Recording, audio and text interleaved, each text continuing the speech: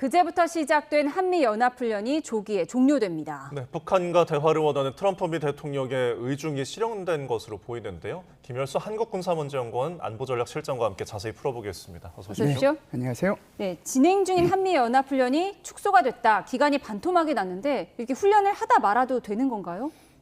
사실은 뭐 그렇게 하면 안 되죠. 그렇게 하면 안 되는데 트럼프 대통령이 지시를 하니까 어쩔 수 없이 이제 이런 형태로 갈 수밖에 없는데요. 예. 기간은 이제 반으로 줄어들었다는 건 알잖아요. 원래는 이번 주는 주로 이제 방어 연습하는 거고 다음 주에는 이제 반격하고 격퇴 연습하는 거거든요. 네.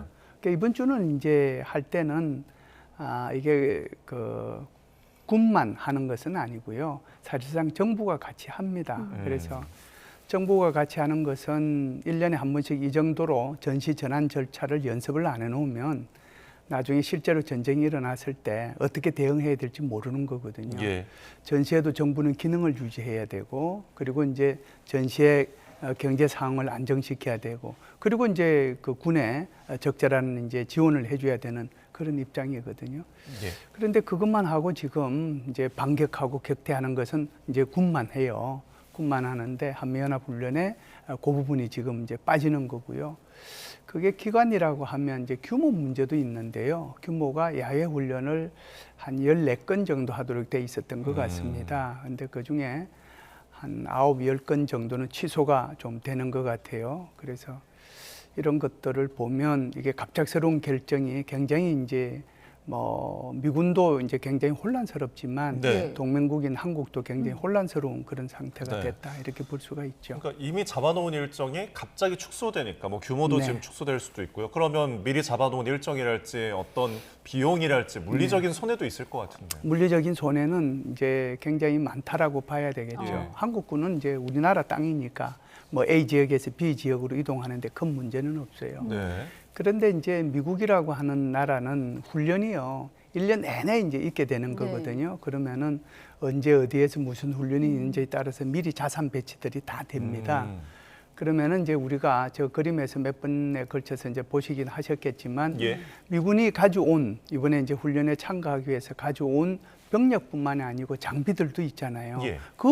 그렇게 많은 병력과 장비를 가지고 왔는데 이게 이제 훈련을 제대로 하지 못하고 한다면은 그거 자체가 이제 매몰 비용이 되는 예. 거죠. 네. 예, 그런데 이렇게 갑자기 훈련 기간을 축소해서 물리적 손해가 발생한다 말씀을 주셨는데 문제는 우리 국방부도 외교부도 사전에 전혀 몰랐다는 거예요. 오늘 장관이 나와서 얘기를 했거든요. 네, 이거는 이제 우리만 모르는 건 아닌 것 같고요. 미국 내에서도 아는 사람이 거의 없었던 것 같습니다. 그래서 트럼프 대통령이 SNS로 이걸 지시를 하고 그 다음날 다시 이제 기자들 뭐 얘기 물어볼 때 다시 이제 한 번 더 얘기를 했잖아요. 그런데 이게 이제 이 SNS로 나가다 보니까 이게 이제 헤그세스 국방부 장관 같은 경우에는 이게 도대체 무슨 일이냐. 그래서 그걸 이제 잘 모르는 상태에서 기자들이 막 질문했단 말이죠. 예. 헤그세스 장관한테. 그러니까 헤그세스 장관은 이거 계획대로 진행한다라고 그냥 얘기를 했어요. 그런데 이제 트럼프 대통령이 그 얘기 듣고 노발대발한 거죠. 그래서 이제 다시 헤그세스 장관한테 뭐 전화를 했는지 안 했는지는 모르지만 네. 급히 헤그세스 장관이 그냥 우리 브런슨 사령관을 통해 가지고 훈련을 이제 이렇게 좀 축소하고 조정해라라고 아마 그런 지시를 한 것 같습니다. 그러니 예. 미국 내에서도 제가 보면 트럼프 대통령하고 헤그세스 장관까지도 서로가 의사소통이 안 됐다는 거잖아요. 그러면은 이 발표를 할 것이라는 조율이 되지 않은 상태에서 예. 트럼프 대통령이 일방적으로 얘기했다 이렇게밖에 생각할 수밖에 없죠. 그러니까 우리 외교부 장관이 국회에서 또 예. 국방부 장관이 국회에서 이렇게 답변할 때 그런 식으로밖에 답변이 안 된다라고 볼 수가 있죠. 그러니까 뭐 미국 주무장관도 지금 직전까지 몰랐던 상황인데 네. 그러면 이런 급작스러운 결정을 하게 된 트럼프의 선택의 배경이 무엇인지 이제 궁금해지거든요. 그래서 이 배경은 이제 몇 가지로 나눠서 좀 얘기를 해야 될 것 같아요. 첫 번째는 이 트럼프 대통령이 시비 걸었던 게 앞부분에 여기 김정은 위원장하고 잘 지낸다. 그렇게 이제 그러면서 이제 라바라바 이렇게 쭉 얘기하다가 마지막에는 아니 우리가 이란에다가 그렇게 이 한국으로부터 좀 지원을 해달라고 그랬는데 한국이 군사적 개입에 대해서 노댕스 했다. 네. 그래서 노댕크 했다라고 얘기한 거잖아요. 그러니까 이게 이제 한편으로 생각하면 이렇게 해석이 이제 첫 번째 해석이에요. 이렇게 해석을 할 수가 있죠. 아니, 이 주한미군은 한국의 방어를 위해서 그렇게 많은 인원들이 가 있으면서 훈련도 하고 또 한국 방어를 위해서 지켜주고 있는데 그러면 한국은 정작 미국이 필요로 할 때 동맹이라고 하면서 우리를 좀 이렇게 도와달라고 얘기를 했는데 오히려 이러한 비핵화에 대해서는 노땡큐했다. 나 섭섭하다. 그러니 여기에 대한 이제 반감으로 그러면은 훈련 지금 뭐 한국에서 하고 있다는 그 훈련 취소해. 이게 이제 하나의 시나리오가 될 수가 있겠죠. 설명이요.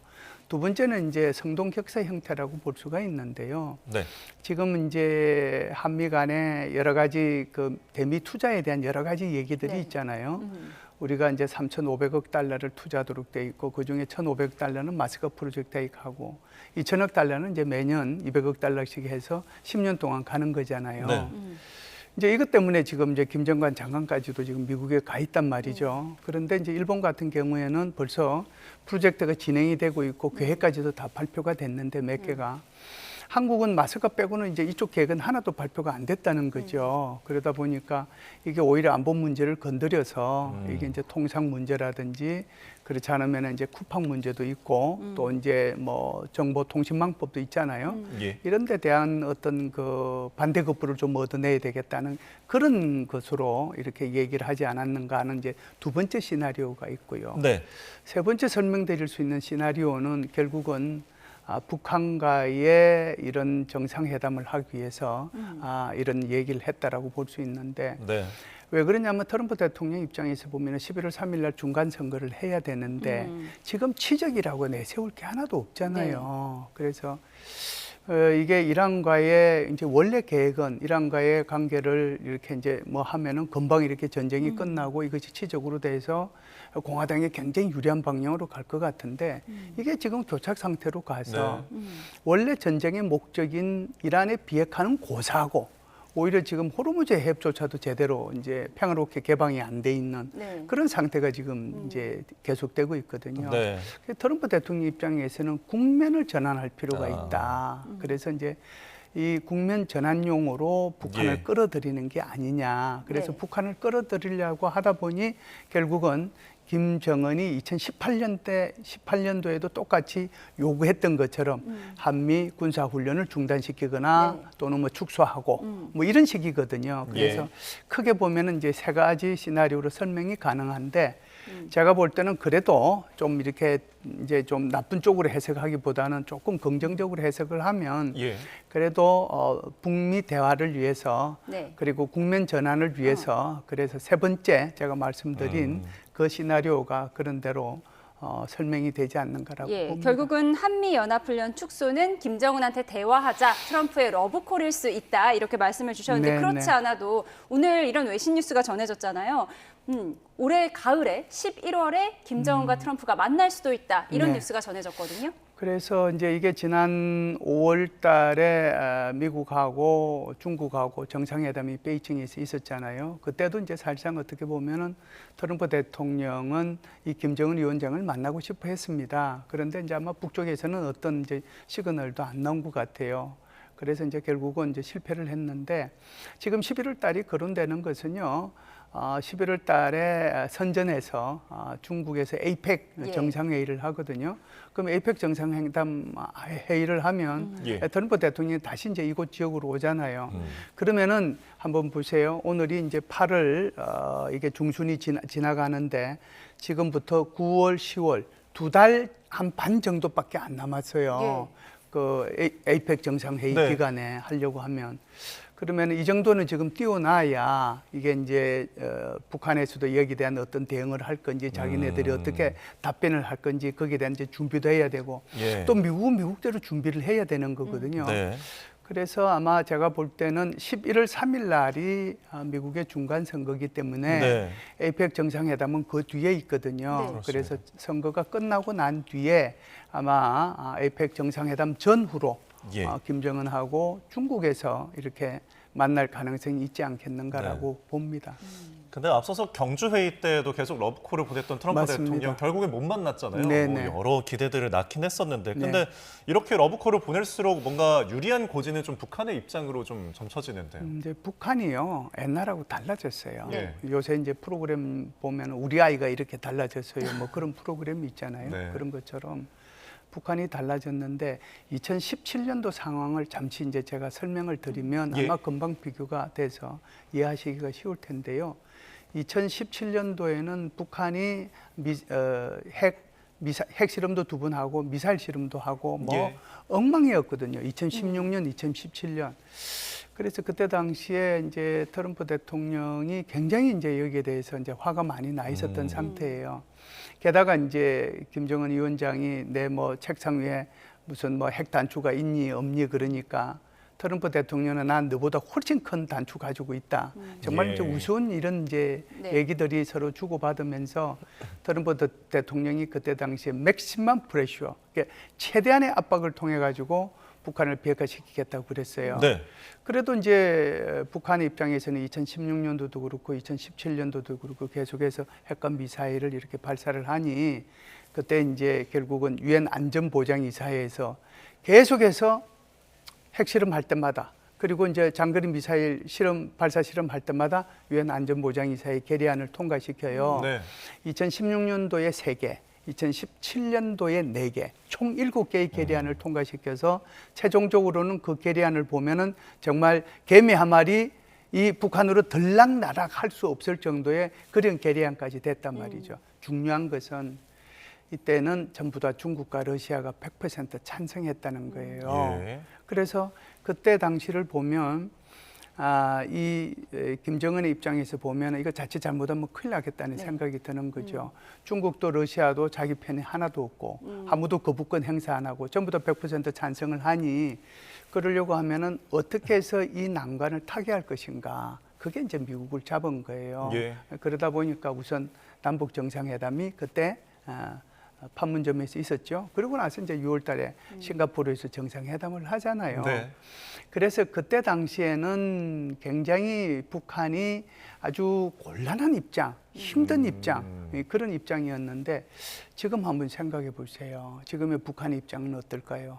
북한의 입장은 경제적으로도 넉넉하고 자기를 이제 완전히 적극적으로 지원해주는 든든한 백도 둘이나 생겼어요. 예. 2024년도 6월 달에 러시아와 신조약을 체결해서 완전히 혈맹 관계를 복원했고 그 혈맹 관계 복원으로 끝난 것이 아니고 거기에 얼마나 많은 무기를 수출하면서 돈을 벌었으며 얼마나 많은 북한군을 보내가지고 거기에 한 3분의 1 이상이 되는 희생자를 내면서 거기서 다시 또 돈을 벌고 네. 예. 노동자들을 보내가지고 거기서 다시 돈을 벌고 그것이 지금까지 진행이 되고 있는 데다가 게다가 젤렌스키 대통령의 말에 의하면 3만 명에서 5만 명 정도가 또 갈 가능성이 있다. 이렇게까지 얘기하잖아요.